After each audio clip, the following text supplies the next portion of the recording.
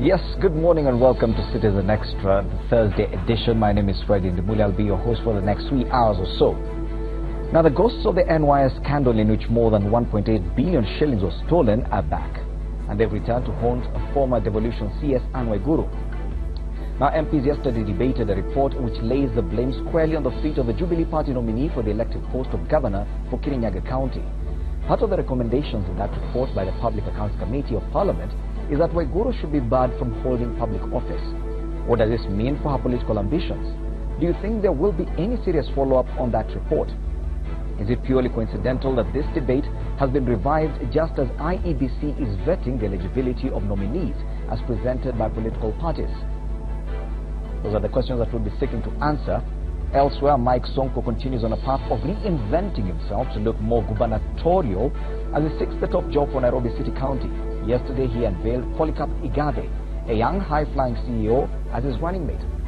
Now, Igathe has zero credentials in politics, having cut his professional teeth leading a number of blue-chip companies, the latest being Vivo Energy, the company behind the Shell brand in Africa.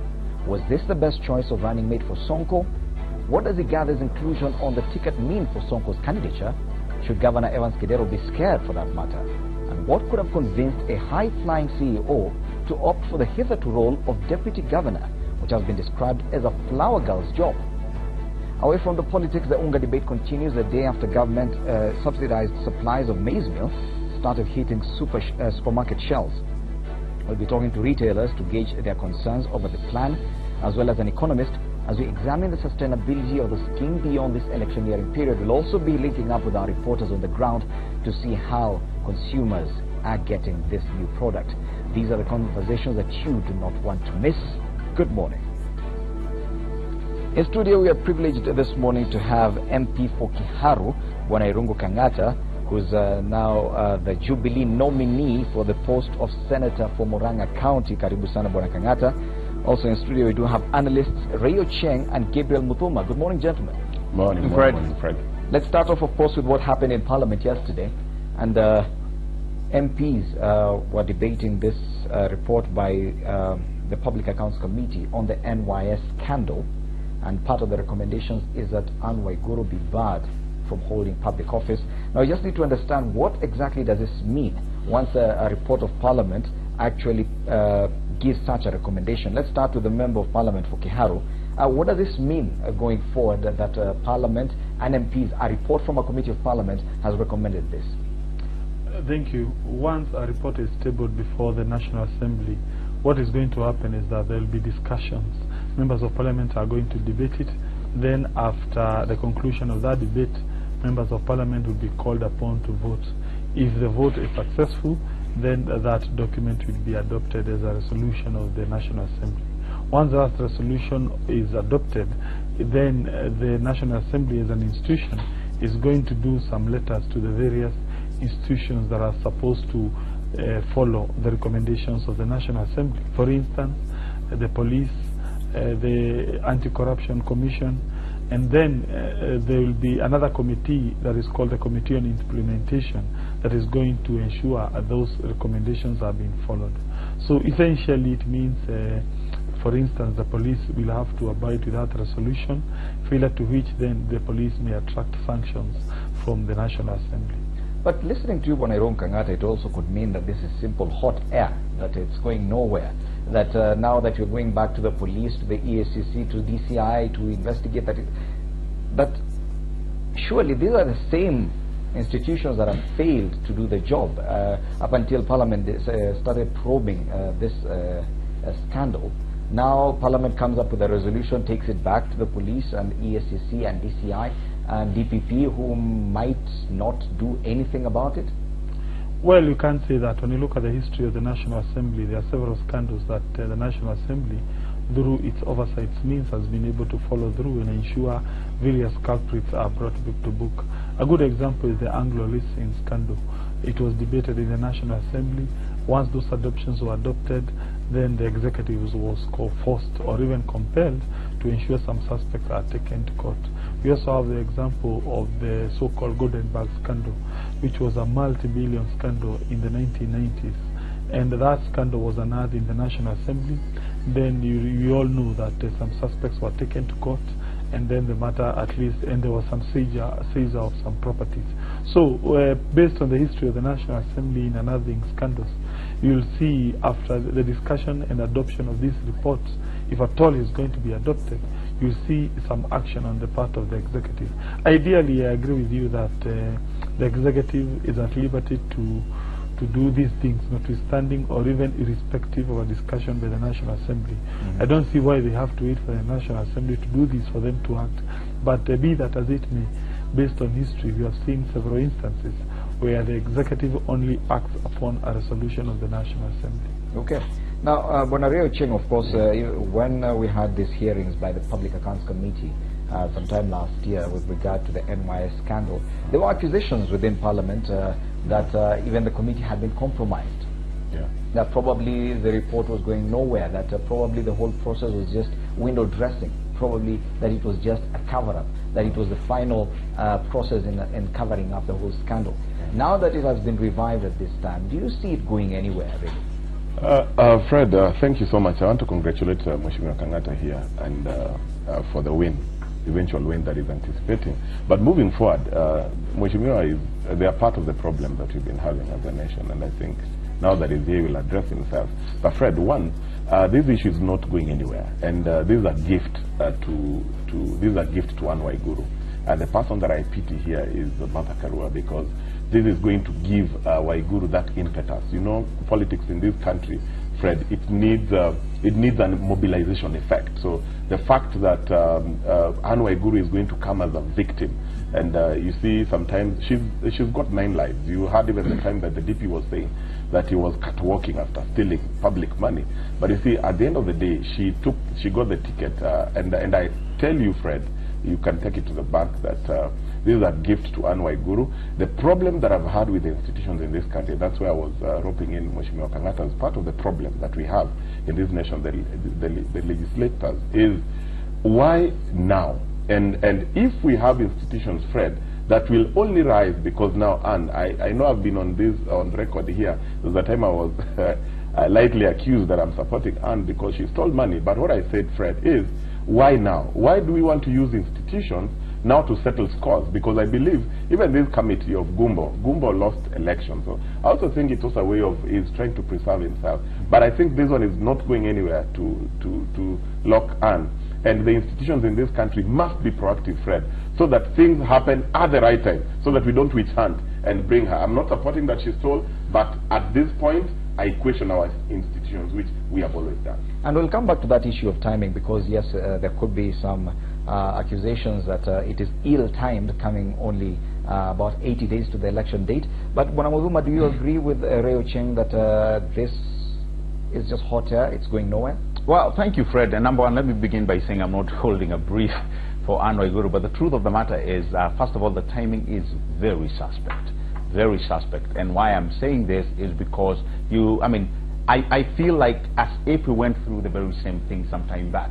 All the institutions that you have mentioned, including the the EACC, the DCI, you know, the court system. I remember there was a time that it was recommended that a lifestyle audit be conducted on Anne Waiguru. It was done. Actually, I think we went through this whole thing. Now Parliament has taken us back to these institutions again, and that's why I would agree with Mheshimiwa Kang'ata saying, the very same institutions that you are talking about, you are going now to have to use Parliament to hold them accountable. Are you trying to tell me that even if you use them this time around, they are going to bring a different verdict? You know, I'm taken back when Waiguru actually visited he was called upon by the PAC, and you looked, and I saw a very bold woman who came out there and actually posed so many questions, played around with that particular committee, and you know, at the end of the day, you could tell there was an element of truth, because even as I speak here today, so many people have been interacting on this particular issue. Many people are questioning how far this will go, but because most of them are believing that this is just hogwash, this is something that has happened in the past. You're looking at issues where you are talking to Waiguru as being elected in Kirinyaga as governor, because I believe that could have catalyzed this whole process. Yet, 1 year, one parliament removed, we had the same issue with Professor Anyang' Nyong'o, when he was heading the Ministry of Health with the same issues. And Parliament, the Parliamentary Committee, which was at that time led by our good friend who was Senator for Bungoma, it didn't go anywhere. So again, the timing is very suspect. That's what I would say. And then the other issue is the people who have been left out. Everybody is questioning, where have you left one key AIE holder, Engineer Peter Mangiti? Peter Mangiti as well, he is on that report, and yes, from what I read, is that there have also been recommendations that he be investigated and possibly prosecuted as well. But now, do you agree with Ray Ocheng, for example, that yes, this could just change the political landscape in Kirinyaga, that it could actually embolden Anne Waiguru, probably make her appear as a victim, as someone who's beleaguered, someone who's being persecuted, and probably the people of Kirinyaga will come out to defend her? Actually, Fred, that is what is going to happen. People are going to endear themselves to Waiguru. And if there were sentiments that were actually negative at some point, people are going to start seeing as if one of our very own is being hunted, and there's a lot of witch hunt, because Waiguru has been putting questions forward to the committee. She has brought in matters that need to be investigated, looked into. I mean, when you look at EACC when she went, when you look at when she started with DCI, when you look at how she was bouncing questions to PAC, you know, saying that she had telephone recordings of the number of calls one Ben Gedi made to other individuals who are in another office that I don't want to mention. I mean, there's so many things that Anne Waiguru was bringing forward, and PAC to me was seen not to move in that particular direction. So somebody said the other day, Kenyans are waking up and realizing when something is a bluff. And probably on this one, it's many of them are going to call it a bluff. But the one thing that I'll make out of the parliamentary proceedings yesterday, the timing was so ill. Yes, and back to Parliament, Bonerung Kangata, if at all Parliament was to indict someone like Waiguru, shouldn't that be a done deal? That once you're indicted by a committee of Parliament, then there's no way you can run for public office. Shouldn't that be a done deal? That we do not need to go back to seek the EACC's input, the DCI. Once a committee of Parliament indicts you, then at least as far as that is concerned, even if the DPP fails to go on with that particular case, that yes, that should be a done deal for you? No, I think that would be unfair and also illegal. It would be in breach of the Constitution, clear principle that one is presumed innocent until proven guilty before a competent court of law. And therefore, but maybe we are assuming that Parliament has done a thorough job. This is not just any other institution. This is a Parliament which represents the entire country. When they've done their job, just that indictment, even if someone is not even taken to jail, shouldn't that be enough to bar you from public office? No, I don't suppose such kind of a view. And for obvious reason. Yes, it is true, we have done a good job as parliamentarians. It is true, we have investigated. But then again, there is what we call separation of powers. We as members of Parliament, we do not have the final say on the guiltiness or otherwise of any individual in law. That is something that is usually left to the best competence of judges who are well trained in law, who have the recourse of ensuring they adhere to principles of giving a person, for instance, the right to be heard, the so-called principles of natural justice. So under the concept of separation of power, it is only the courts that have such kind of a power, I would imagine. And again, that issue has been discussed and canvassed before a court of law when some people went to court seeking to bar His Excellency, our President, from vying in 2013 on the basis he was facing indictment before the ICC. And the court expressed itself in a very good manner. From where I see it, it said those were matters that are still pending investigations. There was no convictions. And even if there was to be a conviction, by the way, you have to look at the Constitution. What are the qualifications of a person becoming a candidate? The Constitution says you have to be convicted and sentenced for a period of 6 months. So that, so meaning a conviction alone, to me, again, is not even sufficient. So I think for politics, the whole idea of people vying, we must be very careful. Otherwise, we may have a situation where you are barring people from seeking elective office on mere allegations, whereas the whole idea of a person vying and being voted in is quite sacrosanct. It is best left to the wishes of the majority, as opposed to some few elites sitting at a certain table and deciding who is going to vie or not who is going to vie.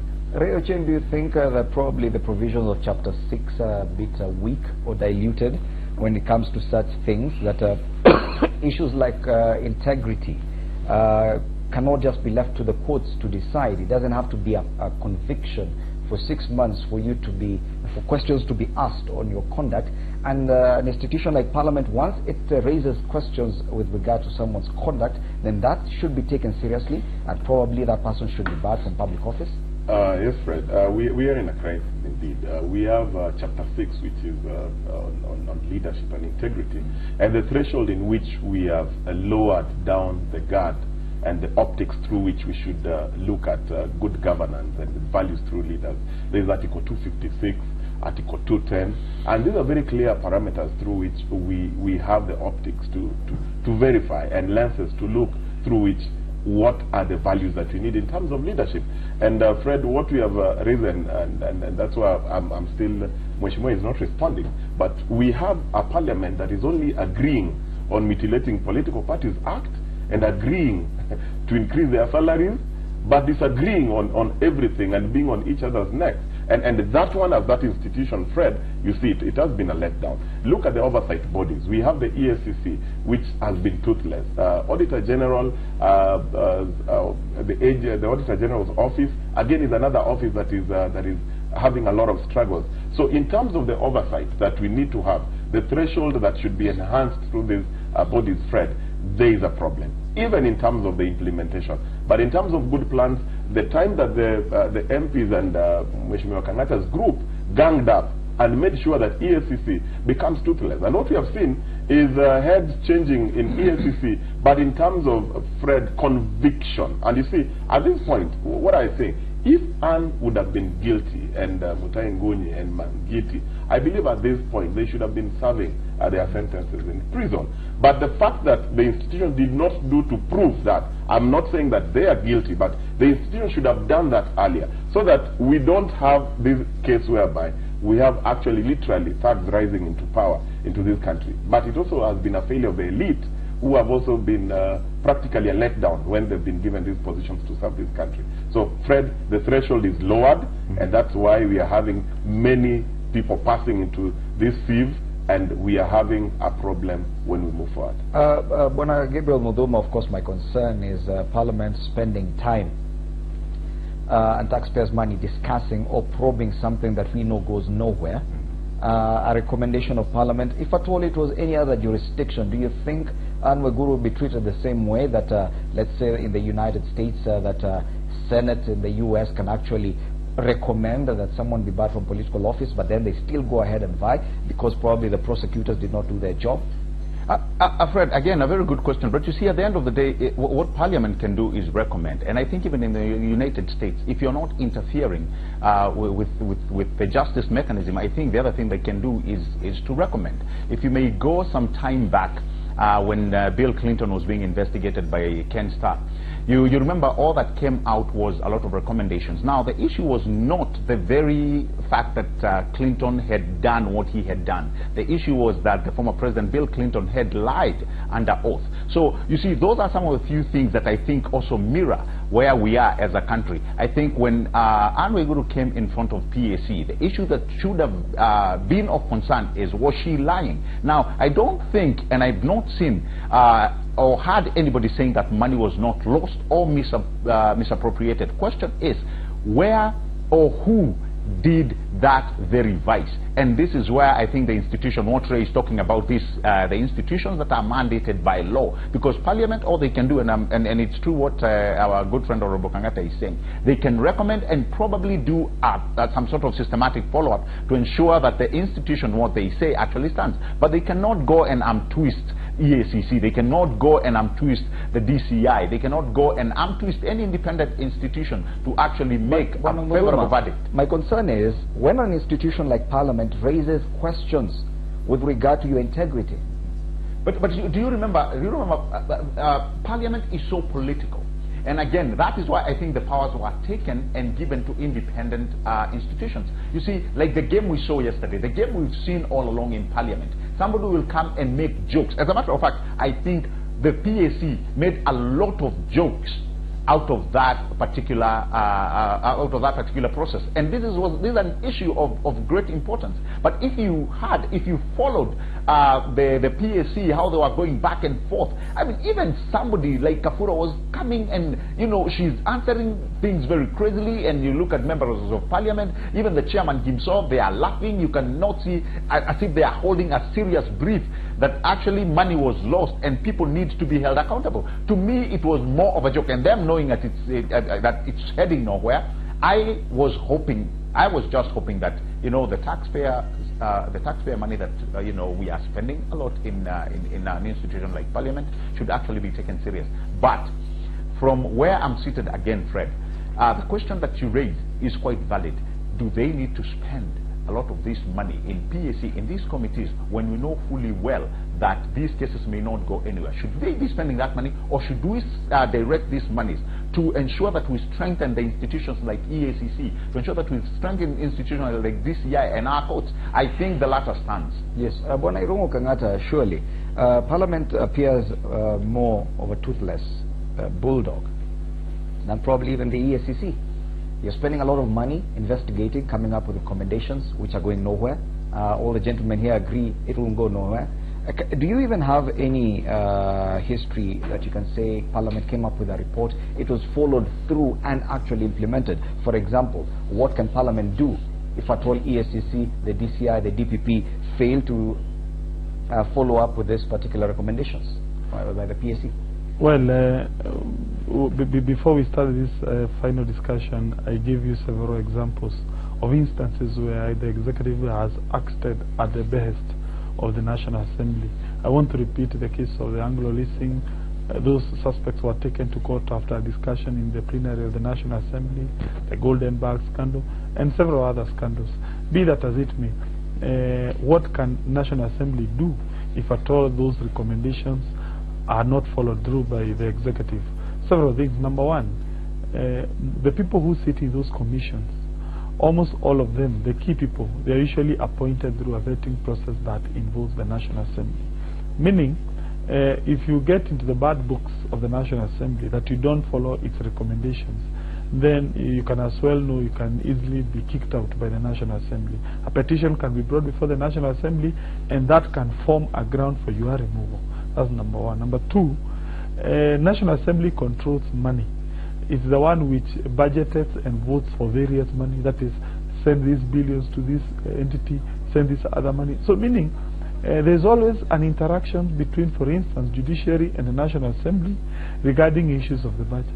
So again, if you come seeking more money or some funding in the National Assembly during the budgetary cycle, and the parliamentarians realize that you have not been following through other recommendations, you can let's be assured that they are not going to look at you favorably. So meaning, through the so-called power of oversight, Parliament can be able to ensure its recommendations have been followed. And again, the Constitution is very clear.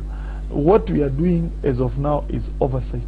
And oversight means you call people, you discuss, and then you make recommendations. That is what is provided for in the Constitution. So, maybe to answer my colleague here, I am not a spokesman for the National Assembly. So, but you are a member of But you are a member of Parliament. No. Yes, location. You're here representing and how you're working with it. Well. Because the power of oversight, if it is legislation, Mheshimiwa, you've had, we are Kenyans, we are lethargic in terms of strengthening our institutions. And Mheshimiwa, where we sit, who is to legislate to make sure that these institutions are strong? They are within your purview. And well, so you are responsible. The point is, he is saying that these institutions are weak. To the best of my knowledge, I don't belong to that school of thought. I think these institutions are performing. So long as they do their work, they take people to court. And by the way, let's say for instance, P.S. Mangiti is currently facing a criminal prosecution in the court. And therefore, I think those institutions which have that responsibility have acted. Even us, when you look at our recommendations, we are saying take this person to court. Meaning, once that person is taken to court, we have discharged our duty. EACC has discharged its duty. As to whether that person is going to be convicted or released, that is the work of the judiciary. But isn't this another discussion to have a National Assembly which can actually vet nominees to positions in cabinet, very senior public officers, recommend whether they should be hired or not based on their integrity, their previous behavior, their history. But when it comes to raising questions about a public officer who has been linked to fraud, then their word is no longer valid? Ray? Yeah. No. I don't get it. There are two things here I think you are mixing, my brother. Number one, the issue regarding a recommendation. A recommendation is purely a recommendation. It's upon the receiving entity to act on that recommendation. And if that receiving entity fails to act on that recommendation, then other sanctions are going to follow. That's number one. Number two, there is this idea that you are really insisting that that probably we need to bar people from vying from public offices on the basis of our recommendation. I can tell you that's a very dangerous thing. The whole idea of giving the sovereignty on the people to choose on the kind of leaders they want, that is so sacred. It is provided for in the Constitution and also for a good reason. And I'm going to give you a good example. When we were a one multi-party system, Moi came up with a system that barred people like Matiba from vying, from politics, about 1987, 1998. As a result, those people now started agitating for multi-partyism, and his whole system unraveled. And so the point I'm trying to bring is, every time you try to bar anyone from a political office, it's usually very dangerous. That person can now enter into what we call extra-legal means of getting political power. And therefore, the Constitution, we should look at the Constitution. What are the requirements of a person becoming a politician or vying for any seat? They are clearly set out. As to whether now you do other things which are beyond the Constitution, you start saying, hey, this and this person don't vie. You are now entering into a very dangerous region. First, unconstitutional, and number two, that can breed what we call a revolution. I was to respond. Okay, Bona, okay. In terms of Mheshimiwa, I think let's not go with the premise that if we bar people, then they'll get some extrajudicial mechanisms of rising to power. The issue that we are raising, and I agree with you on this, Mheshimiwa, that in terms of the mistrust around and along the political value chain, Fred, there is a lot of mistrust, and the way you said, then it can allow some people sitting somewhere, and they are saying that Gabriel, we will not allow him to go because we are going to be bringing we'll bring a case against him, and that will just definitely even lock legitimate people out of this. But in terms of what we are saying, we have got a history and a point whereby these institutions have even come up and even identified people who are culpable, and money has been lost. And it is clear in the public gallery, Fred, that money has been lost. So the thing that we are telling Mheshimiwa here, that if these people, there is no responsibility on these people, then that has brought the spiral effect whereby these institutions, and that's what Gabriel was saying, Kavura could go to a parliamentary select committee and just stamp and talk like nothing. People take oath before the likes of Mheshimiwa Kenyatta. The question is, then why should we have this process in Parliament? Yes, and I think that's a very clear thing that we need to really be discussing. No, I can tell you why. Gentlemen, I can tell you why. We need to take a break right now, and even as we continue this discussion, because we'll come up to continue and wrap up with it, of course we are still following up on the progress with this UNGA debate. The government of Kenya subsidized maize meal, or maize flour for that matter, continues to be delivered to supermarkets and other outlets countrywide. We want to check the situation in Eldoret as we speak. Our reporter there, John Wanyama, is on standby to give us an update. Very good afternoon to you, Wanyama. How is it in Eldoret as far... good morning, sorry, Wanyama. How is it in Eldoret as far as UNGA prices are concerned? Good morning, Indimuli. Here in Eldoret is a sunny morning, and all over the supermarkets, the prices of UNGA has dropped drastically since yesterday. and people are on the street, in the supermarkets, looking for this special commodity they had lacked for so long, but the day they waited for long finally is here as they enjoy their stable meal. I just want to talk to a few who are on the street just to get a sneak peek of what is happening. How much are they now buying unga from the street? Maybe ni lini jana ulienda ukanunua unga ama ni leo ukapata bei imepungua? Jana nilienda kununua unga. Ngaje nilikuwa nimebakisha kiasi kwa nyumba. Lakini wakati nilisikia unga imepunguzwa bei, ikabidi niende ni kweli mwenyewe nihakikishe. Lakini naona ni uongo mtupu. Bei ilibaki ile ile. Wenye maduka wanasema lazima wamalizie stock yenye ilikuwa. Sasa ndio nikaanza kujiuliza, ikiwa stock wenye duka wanasema stock haijaisha, swali ni hili, hiyo unga yenye imepunguzwa bei, mbona imechukua muda mfupi sana kufika Kenya? Na alafu ukiangalia kwa hiyo packet ya hiyo unga unasikia tunasema ati imeandikwa Government of Kenya. Sasa nashindwa, Government of Kenya hiyo imetoka wapi? Na wa Kenya walikuwa wanaumia. Pengine jana unga huo maduka yenye hapa Eldoret hayakuwa yamepata unga huu kwa wingi. Leo tumeweza kuangalia maduka haya yameweza kupunguza unga wao kila mahali. Pengine umeweza kwenda kununua siku hii leo ama hujaangalia asubuhi hii leo? Kwa saa hii sijaangalia. Lakini sasa swali ni je, ikiwa tunazungumzia kuhusu unga, Wakenya ni wangapi wenye wanatukua unga? Hiyo muda yenye unga imepandishwa shilingi 60 juu. Hiyo muda tu ukipiga hesabu na Wakenya wenye wanatumia unga, utapata kwamba ni pesa ngapi yenye serikali imechukua.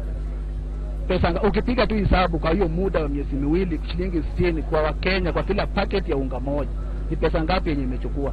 Alafu kwa sasa hivi unapata wamepunguzia unga shilingi 60, lakini ukiangalia bei ya mafuta petrol unapata imepunguzwa shilingi 1.9, shilingi 2. Kwa saa hii ukiangalia bei ya mafuta na ukikombea na bei ya maziwa, ndugu yangu utashangaa. Sababu sasa ni afadhali upewe gari mafuta wewe mwenyewe ukose maziwa, sababu hiyo bei iko juu sana. Thank you. Pengine uchongee karibu hapa. Umeweza kununua, songa nyuma kidogo. Utuambie pengine umeweza kuona unga huu ambao umeweza kupunguza bei na kama umeweza kununua. Ndio, hata jana nilikuwa nimenunua jana. Nimenunua, nimeweka stock yangu kwa nyumba hata.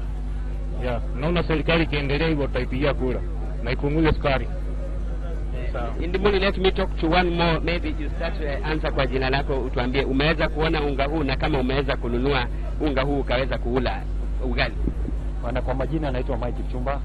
Jana vile nilisikia bei ya unga imeshuka, nikasema waje niende supani nikacheki kama imeshuka kweli. Nikaenda pale hivi nikacheki bei imeshuka. Sasa nimefurahia serikali kwa kufanya jambo kama hiyo. Ulikuwa umekaa muda gani bila kukula ugali? Ngaje mimi naendanga home sana kulanga sembe ya nyumbani, lakini watu walikuwa wametenda sana, unga imepanda. Sasa nilikuwa nimeona wazee watao huruma sana. Sasa vile nilisikia imeshuka nikafurahi sana kwa vile wenzangu sasa wamepata kula sembe. Okay. Indimuli here in Eldoret, buying milk, it's now retailing at 145 shillings to 150. Compared to petrol is cheaper than buying milk in Eldoret. Maize also is still retailing at 5,290 kg, and we are hoping the government maybe will do something on this also so that people can buy maize at a cheaper price. From my side in Indimuli, I have no much. We are still looking for these stories and much more. Once we get them, you and our viewers, you will be the first one to be informed. From my side, I have no much. Back to you, Indimuli. Thank you so much, John Wanyama in Eldoret, giving us an update with us in as far as government subsidized maize flour is concerned. And of course, it is tough times when the price of milk is more than the price of petrol. Back in studio, we continue our conversations with regard to Anne Waiguru's wars. Yesterday, Parliament started debates and discussions on an NYS probe with recommendations that Anne Waiguru should be barred from holding political office. Now, our main question is, why should we even have this process in Parliament? Bwana Gabriel Muduma, why should we even bother? Because this was one process that took a lot of time. It was aired live on most of the media outlets. Yet it's going nowhere, and you can actually see, and the admission even by the Member of Parliament, Dorungo Kangata, is that, yeah, Parliament has done its job and that's it. And it's very true. And then the other thing, Fred, that should not be lost to us is the fact that Parliament cannot investigate. like Mheshimiwa Kangata said, they'll only recommend, they'll call you, you know, they'll summon you, they'll come, they'll ask you questions. But then I think if they don't follow it after that, I think it's gone. We saw the issue. Let me just take you back a little bit, like the issue we saw when the president came to parliament and gave out names. You remember the likes of Engineer Kamau. You remember the names of Charity Ngilu. You see, I'm almost forced to think that if Waiguru was not running for the gubernatorial seat in Kirinyaga, we would not have even heard about this report, justified by the very fact that some of the people who were actually fired, or somebody who were, the people who were asked to quit on grounds of being corrupt, and the likes of the two names that I've given you. So somebody like Engineer Kamau, he fizzled out. Charity Ngilu is a gubernatorial candidate for Kitui. All right, but nobody is raising an issue. What happened, you know, about these corruption cases? Where did they go? Where did they end up? So I think if you look at it, that's why I'm saying the timing is very suspect. You can actually equate these two situations between Anne Waiguru and Charity Ngilu, who are probably garnering for the same gubernatorial, you know, position, but in different counties. So that just tells you if Parliament were as serious as they make us believe, and also with the money that you know, the taxpayers' money that are used in Parliament, then would have at least seen head rolls, and in terms of making good recommendations and following it up. But at the end of the day, I'm reminding you, they cannot go and arm twist independent bodies such as the judiciary and EACC, the DCI, and the DPP. I think that's why I feel half of the time we're just playing games. And Gabriel, of course, you bring out a very important point, and I want us to go to that as well in terms of timing and what you're seeing politically, even in Mount Kenya. Of course, there's been talk of tall trees being cut to size. How true is this? Are we seeing that in what is facing Anne Waiguru right now? That quite a number of people who looked like they could be tall trees politically in central Kenya did not make it through the Jubilee Party nominations. Now we're seeing some of those who made it through are still facing some serious challenges.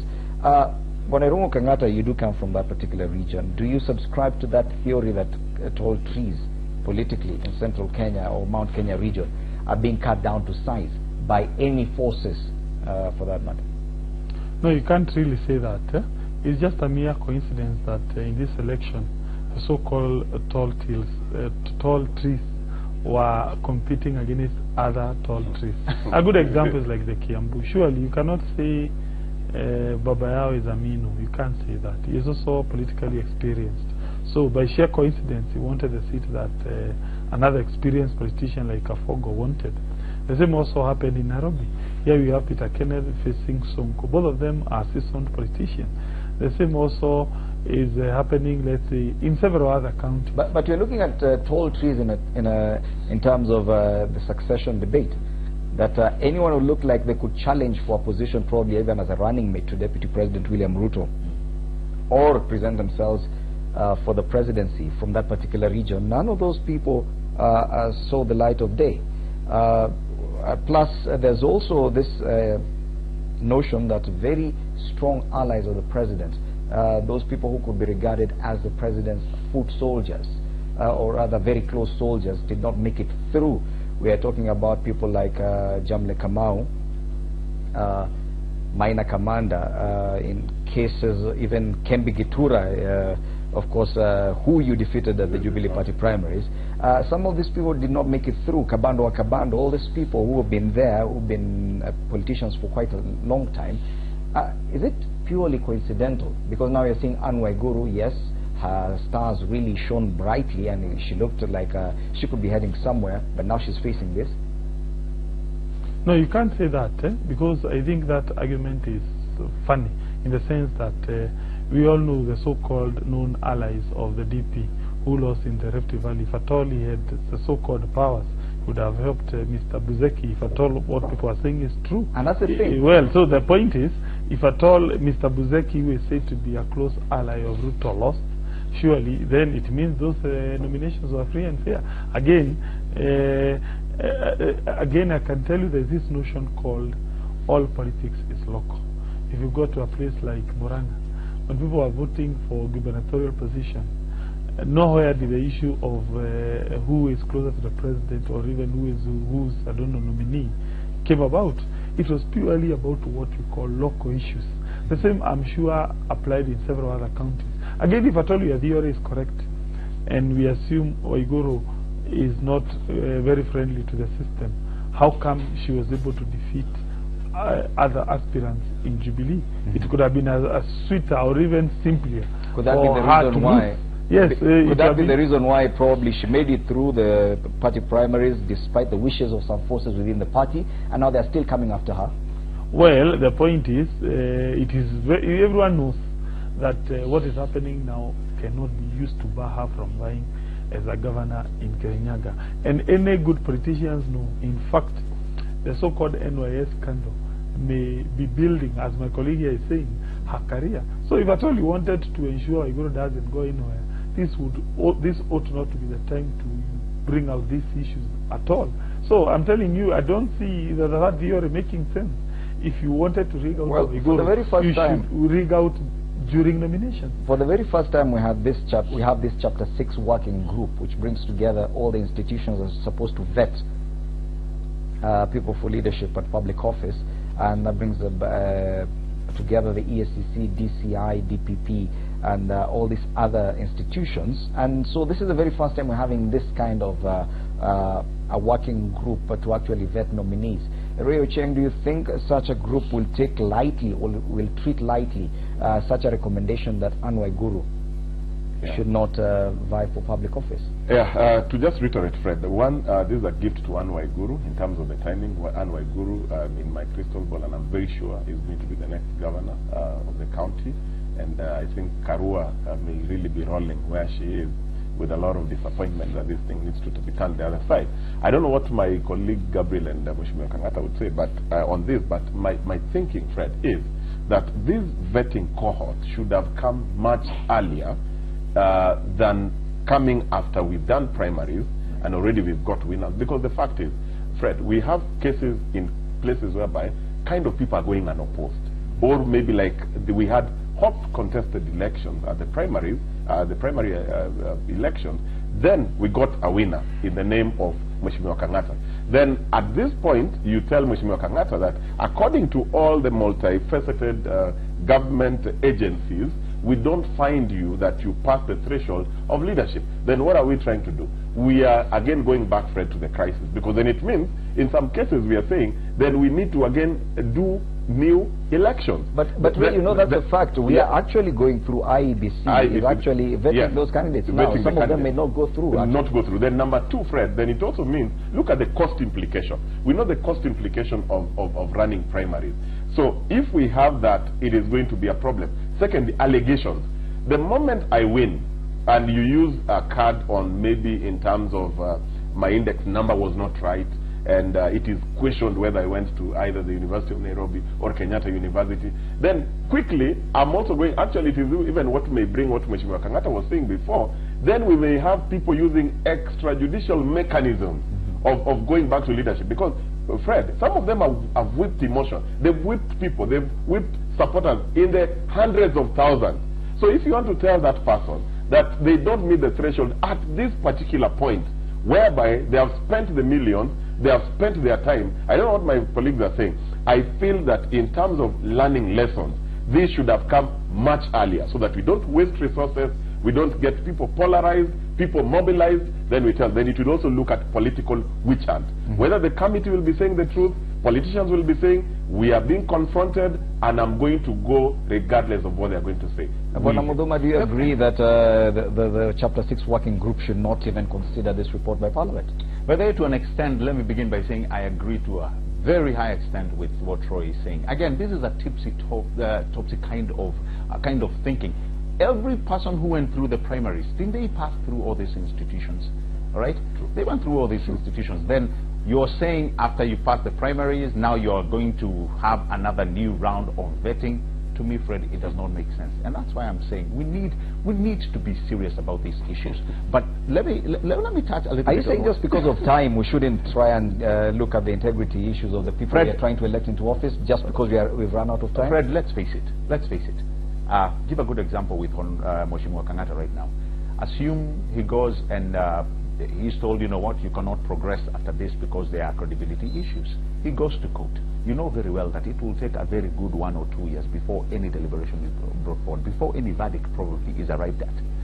So really the timing is very, very, very ill. And if we were serious about this actually process, like Ray is saying, we should have done it maybe probably a year before, you know, before we got into the primaries. And this is the wrong gestures that we send across. I mean, we are talking about having come so close, even with IBC, having come so close, I mean, before we get our act, you know, in order, and then we are about 80-something days removed from the general election, and then you want to involve other processes and other matters. I think we are just playing around with the 2017 general election, and we should be serious about it. Given what we've seen, given what we've had, I think it's the high time. Even the election machinery, they need to put their house in order.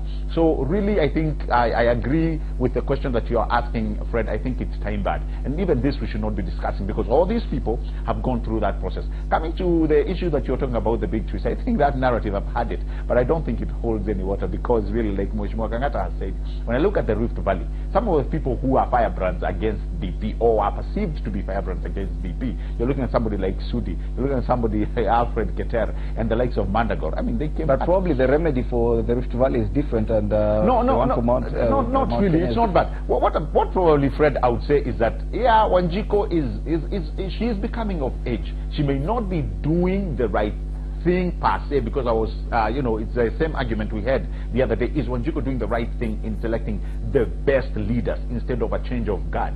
So I think, yes, Wanjiku was tired. You know, she was just telling the leaders that, you know what, we signed a deal, we have a pact, you did not live up to what you promised, and so, you know, I'm giving you a kick out, and I believe that's what happened. I mean, the people we saw losing, actually, like you've said, they are big trees, but would they be involved in the succession debate that you're talking about? We have to wait and see about that. Okay. And finally, when I remove in terms of some areas, just to reiterate what Gabriel said, comparatively, we must appreciate that in some cases, even within the central Jubilee areas, we had the citizens and the citizens making the right decision. Right. So even in terms of this theory, I believe Mheshimiwa Kang'ata may have been one of the short trees that cut the big trees. We don't know which tree is going to come ahead of him. But in some areas, Fred, we've got the citizens making the right decision, whereby we've had allies of the principles. You had Oburu going home, you saw in terms of Akina Mandago passing, and again, even within Nairobi, we had the perception that some areas we had candidates who were pro the luminaries, but they ended up people made. I think if we move forward, Kenyans should realize that the power of the vote is with us. And Fred, I think equally Kenyans were also capable of becoming perpetrators with the political class if we are not going to make the decision. Okay. As we wrap up, do you think that Anne Waiguru could possibly go for the deputy president's position come 2022? Does she look like she can actually harbor such kind of ambitions, or the presidency for that matter?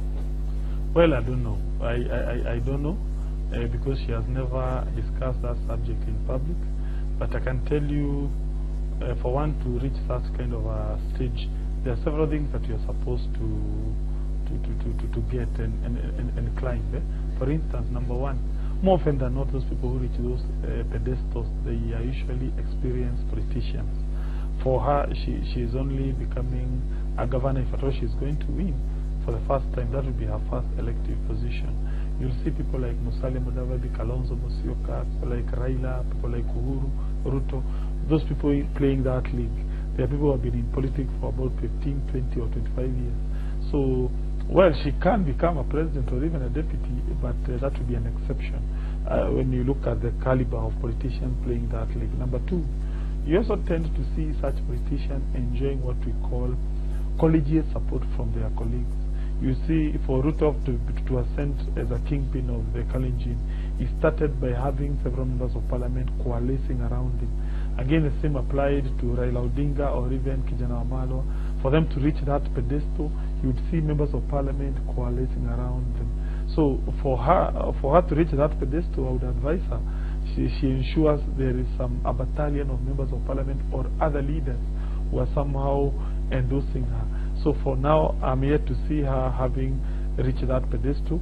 I don't also want to say that she can't go there. No, I know it happens. This is the world. I've been in politics for long. I know that which you say is not possible being very possible. And finally, probably to comment on what you are saying about these institutions. Yes, I belong to the school of thought that this institution should be very careful in barring people, otherwise they may portend or foment a revolution.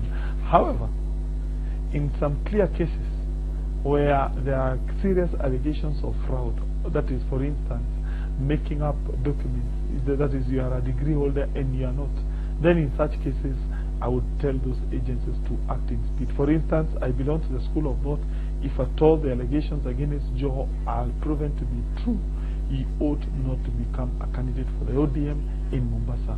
If because surely forging documents, that's a major criminal offense. But that is best left to those institutions, and if at all they have evidence that indeed his documents are questionable. So, but from where I sit, I think... but remember, we said he should have not even been allowed in the first place. You see, to run. No, but anyway, gentlemen, we run the risk of starting another debate just now. But let's take a break. Time for a commercial break. We'll be back in the next hour. We'll be discussing Mike Sonko's decision to pick Polycarp Igathe, the current MD for Vivo Energy, that's the company behind Shell brand in Africa, as his running mate in the race for the Nairobi governor seat. That when we return.